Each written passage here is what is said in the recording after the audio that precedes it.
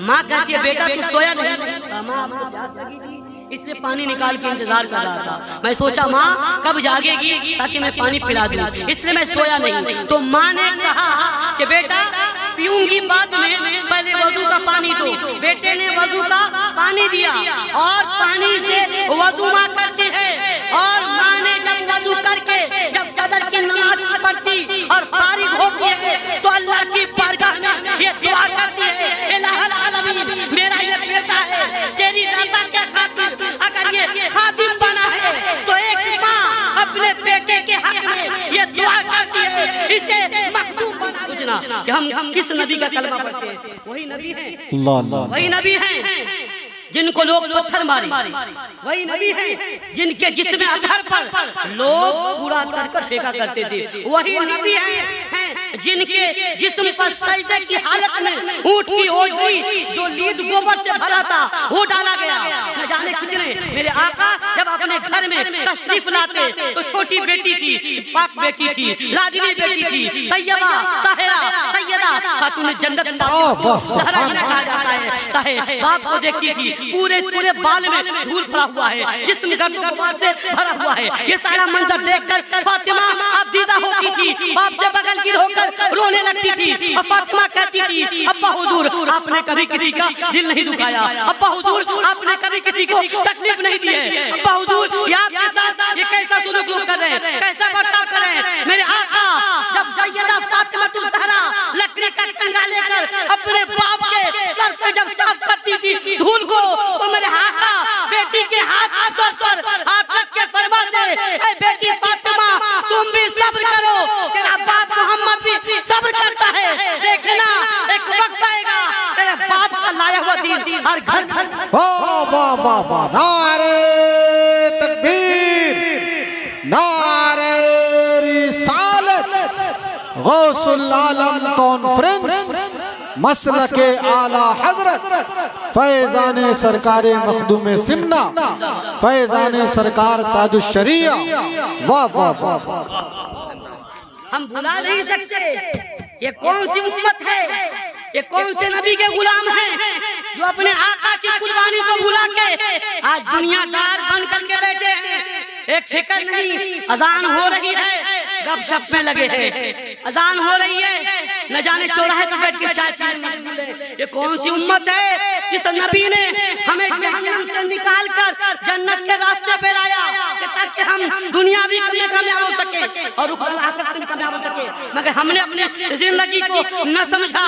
हमने इतना पाकीज़ा दामन हाथ में आया, हमने क्या हाथ में बना लिया, कैसे गंदा हाथ बना लिया। सुभान अल्लाह, सुभान। हम उस नबी का कलमा पढ़ते हैं जो नबी आज़म सल्लल्लाहु अलैहि वसल्लम। एक मर्तबा का वाक़या है, उम्मुल मोमिनीन हज़रत आयशा सिद्दीक़ा रज़ियल्लाहु ताला अन्हा कहती हैं कि अल्लाह के नबी सल्लल्लाहु अलैहि वसल्लम जब भी बादल गरजता था, तेज बिजलियां चमकती थी, तेज हवाएं चलती थी, तेज बारिश होती थी तो रसूल आलम सल्लल्लाहु अलैहि वसल्लम जमीन पर गिर जाते थे और सजदे में पड़ जाते थे। आप कहती हैं या रसूल अल्लाह आप इतना क्यों रोते हैं, आप सजदे में गिर जाते हैं, सजदे में गिरकर आप रोने लगते हैं, आखिर क्या बात है? आपको अल्लाह ने मासूम बनाया है, आपको किस बात का डर कि तेज हवा देखकर, बिजली को चमकते देखकर, बादल को गरजते देखकर आप फूट फूट कर रोते हैं और रोते हैं। इतना रोने का मतलब क्या है? कुर्बान जाओ है मेरे दोस्तों, मेरे आका के आंखों में आंसू थे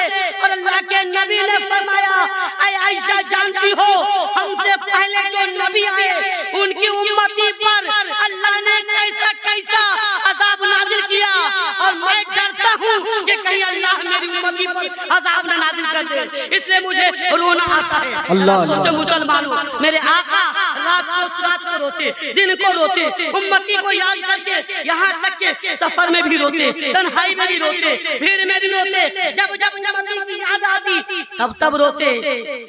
उम्मती उम्मती लब पे जारी रहा, यादगार ये उम्मत पे लाखों सलाम। लेकिन हम कैसी उम्मत है, जब कुर्बानी का मौका आता था तो अल्लाह के नबी 2 कुर्बानी देते थे। जानते हैं, एक अपनी तरफ से देते थे। लोग पूछते या रसूल अल्लाह ये 2 कुर्बानी क्यों देते हैं? आका की आंखों में आंसू आ जाता। आका फरमाते, जानते हो एक कुर्बानी अपनी तरफ से देता हूँ, एक कुर्बानी अपनी उम्मती की तरफ से देता हूँ। उम्मती का कितना ख्याल मेरे नबी ने फरमाया, मगर ये उम्मती फरामोश करती जा रही है। ये क्या मामला है? इतनी तकरीर सुनते, इतना जिक्र सुनते, मगर अमल कुछ नहीं होता।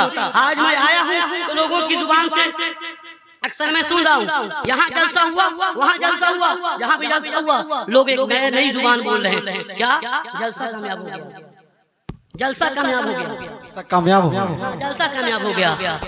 मुझे तो सुन करके हैरानी हुई, परेशानी हुई। अरे जहाँ अल्लाह उसके रसूल का जिक्र हो, उसकी कामयाबी पर तुमको शक है क्या? ये मत कहो कि जलसा कामयाब हो गया, बल्कि ये कहो कि जलसे में गया था और वहाँ से उनके बातों को सुनकर उन बातों को सुना और सुन करके मैं कामयाब हो गया। जलसा तो कामयाब। नारे तकबीर, नारे रिसालत, गौसुल आलम कॉन्फ्रेंस, नारे तकबीर, नारे रिसालत। वाह वाह, जिंदाबाद। हंसना नहीं, जरा गौर से सुनो मेरे दोस्त, क्या बात। हंसना नहीं। हम तकरीर बम्बे में जब करते हैं तो लोग रोते हैं। जलसा नहीं, हम कामयाब, हम कामयाब हुए। वाह वाह वाह वाह, माशाअल्लाह। और आज उन बेटियों को भी बताना चाहता हूँ कि तुम्हें इस्लाम से और शरीयत मुतहरा से तुमको आजादी चाहिए। अरे याद कर उस जिंदगी को जब बाप अपने हाथों से खड्डा खोद कर तुझे जिंदा करता था, तो तुझे आजाद करने वाला कोई जात है तो मोहम्मद रसूलुल्लाह, तुझे बचाने वाला कोई हस्ती है तो मोहम्मद रसूलुल्लाह वो हस्ती है जिन्होंने तुझे बचाया है। लेकिन आज मुस्तफा की शरीयत हमारी बेटियों को पसंद नहीं आती। हमें तो फैशन चाहिए, मुंह खोल के घूमना चाहिए, बाजारों में अपना एडवर्टाइज करना चाहिए। सुनो, याद रखना, यही वो दौर ऐसा ही जमाना था कि जब बेटियों पे बाप का भरोसा उठता गया तो बेटे। आज भी हिंदुस्तान की धरती पर एक रिपोर्ट बताना चाहता हूँ। सत्य में विजेते आमिर खान फिल्म इंडस्ट्री का एक हीरो है, उसका एक शो चलता था। उसके शो में एक वो हर चीज तहकीक करता था और तहकीक करके वो मीडिया के सामने लाया करता था। अचानक वो जाता था खुफिया तरीके से अपना चेहरा बदलकर, फेस बदलकर सर्च करता था। जब वो डॉक्टर डिपार्टमेंट में गया और जांच एजेंसी पे गया तो देखा कि अल्ट्रासाउंड जब होता है तो उसमें बताया जाता है कि बेटी है या बेटा है, तो लोग बेटी को मरवा देते हैं। और हिंदुस्तान की सरजमीन पर एक दिन में 3.25 लाख रोजाना मारी जाती है। तब उसने मन से ऐलान किया, तब जाकर के कानून में पाबंदी लगा दिया कि आज के बाद कोई अल्ट्रासाउंड वाला अगर बताएगा तो उसका हॉस्पिटल से लेकर उसके सारे लाइसेंस और सारे सनद जब्त कर लिए जाएंगे। मैं पूछना चाहता हूँ, क्या लोगों, रोज 3.25 लाख बेटी को मारने वाला कौन था? बाप था, माँ थी? वो पहले की बात छोड़ दो, 1400 साल पहले की बात छोड़ दो। आज के बाद पूछता हूँ, तेरा बाप भी तुझे आज भी मार रहा था, क्यों मार रहा था? अपनी बेवफाई को वफाई में बदलो और मुस्तफा के दामन से वाबस्ता हो जाओ और सैयदा फातिमा ज़हरा की कनीज बन करके खुदा की बारगाह में अपनी पेशानी को झुकाकर साबित कर दो कि जो अल्लाह का हो जाता है सारी दुनिया। बेहयाई की जिंदगी में आज हम अपने आप को समझते हैं हम आजाद हैं। मुसलमान तबीयत से नहीं चलता है, मुसलमान अपने आका की शरीयत से चलता है, तबीयत से चलता है, आका की शरीयत से चलता है। ये बात याद रखना, जहन नशी कर लो। अगर हम कुछ करना चाहते हैं तो पहले ये देखो कि ये मेरा तरीका है कि मेरे आका का तरीका है। छानो, चाहे छानना समझ गए,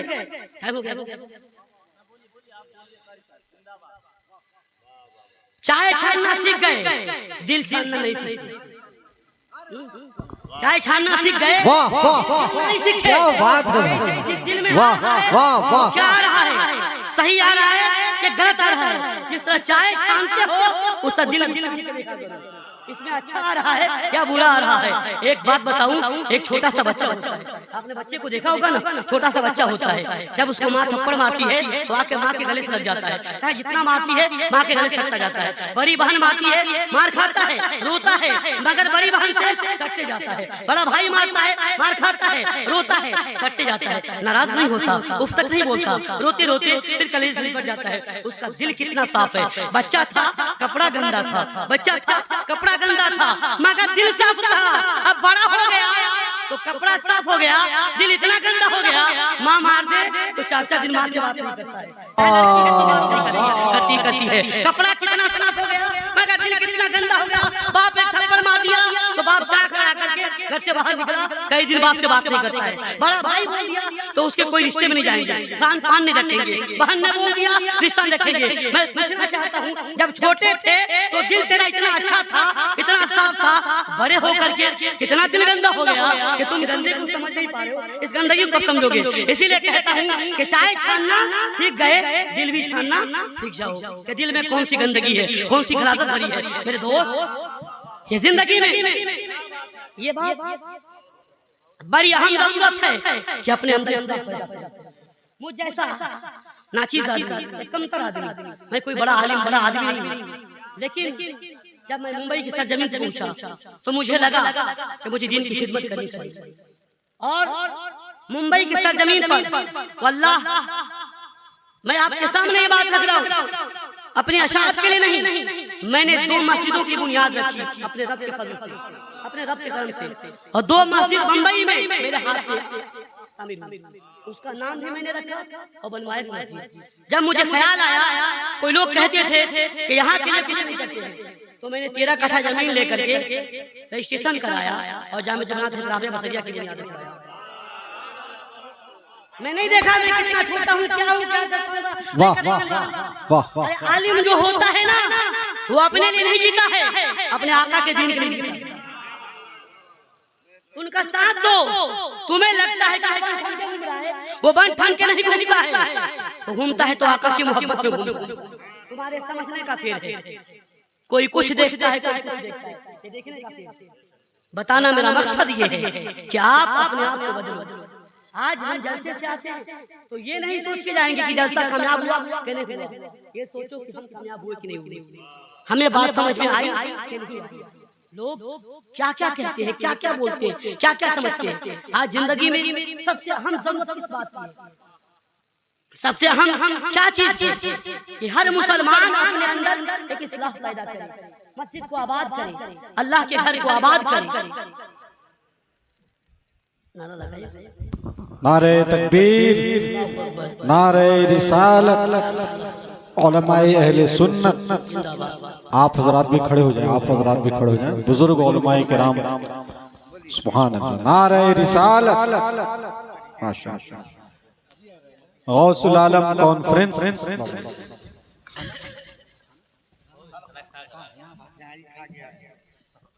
अरे दुरूद पाक अल्लाहुम्मा सल्ली अला सय्यदिना शफीअना हबीबना व नबीना व मौलाना मुहम्मद व आलिहि वसल्लम सल्लु अलैहि व सल्लम अलैका या सय्यदी या रसूलल्लाह सल्लल्लाहु अलैहि वसल्लम। हज़रात मुहतरम, बताना मकसद ये है कि आप यहाँ से आए, जलसे में आए तो कुछ न कुछ लेकर के जाएं, कुछ न कुछ सीख करके जाएं। आज जो हालात है उससे हमें निपटना है। आज हमारे हर एक बाप जो हो, उस बाप को भी, और भाई हो उसे भी, बहन हो उसे भी सतर्क रहना है, समझना है।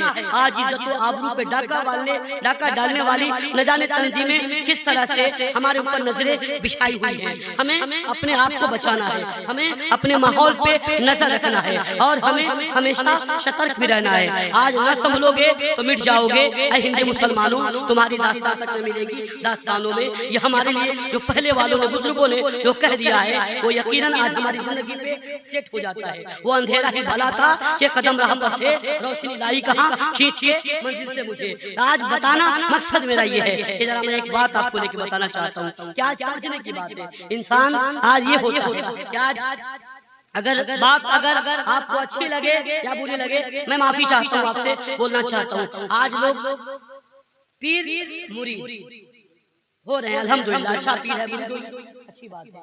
लेकिन कुछ लोग पीर हो करके पीर के मुरीद बन जा रहे हैं और बनने के बाद न तो नमाज से मतलब है, न तो रोजे से मतलब है, और जहालत में डूब कर ये कहते हैं कि अरे हम तो दामन पकड़ लिए हैं, सीधे जन्नत में चले जाएंगे।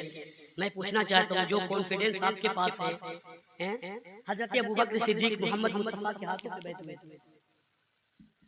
हैं,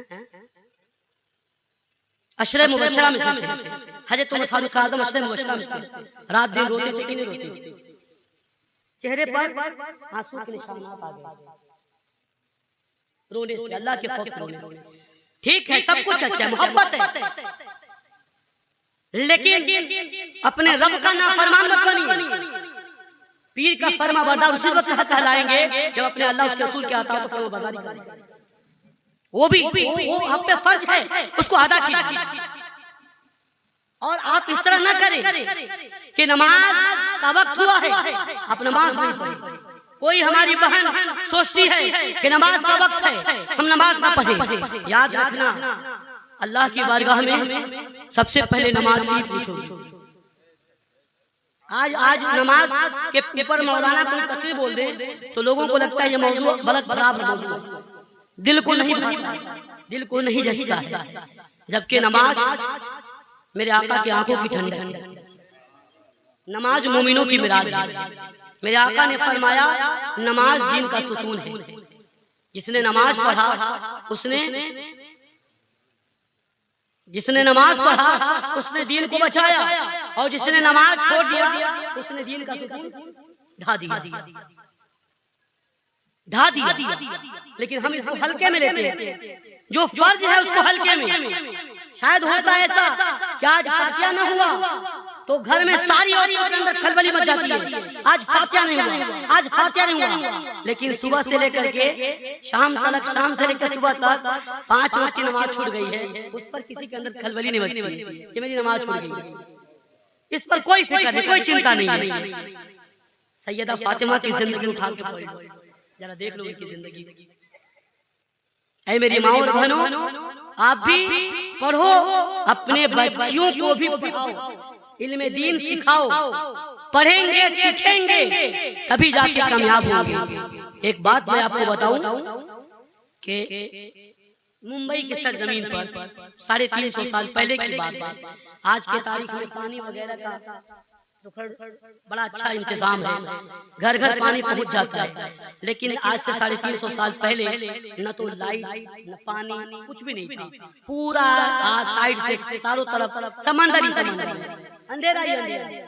एक खातून रहती थी, लोग रहते थे, जगह जगह बौड़ी कुआं होती थी, बौड़ी कुआं, लोग जाते थे, जाकर के पानी भरते थे, वो भी टाइम होता था, बाद में ढक देते थे।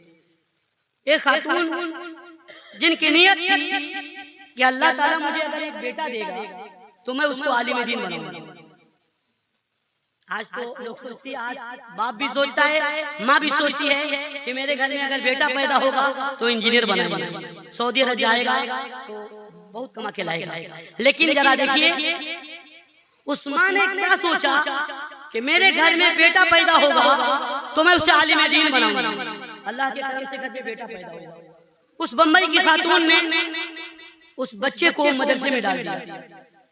बच्चा पढ़ लिख करके आलिम दीन बन गया। आलिम दीन बनने के बाद वो बच्चों को पढ़ाने लगा, लोगों को इकट्ठा करके नमाज सिखाने लगा, दीन की बातें बताने लगा। ये माहौल चलता रहा। पानी की दिक्कत, जब पढ़ा करके घर पहुंचे तो शाम हो गई थी, अंधेरा ही अंधेरा था। माँ कहती है बेटा पानी नहीं है और प्यास लगी हुई है, पूरा अंधेरा था। और महाराष्ट्र ज्यादातर से पहाड़ी इलाका है, जंगली जानवर बहुत ज्यादा दरिंदे रहते थे उस दौर में। बेटा उठाता है कलसी को, मटके को उठाता है, उठा के कांधे पे रखता है और लेकर पानी की तलाश में चला जाता है। रात होती तो पूरे लोग, कोई जानवर न गिर जाए, कोई इंसान अंधेरे में चलते फिरते न गिर जाए तो उसको ढक दिया करते थे, लकड़ियों को से ढक देते थे।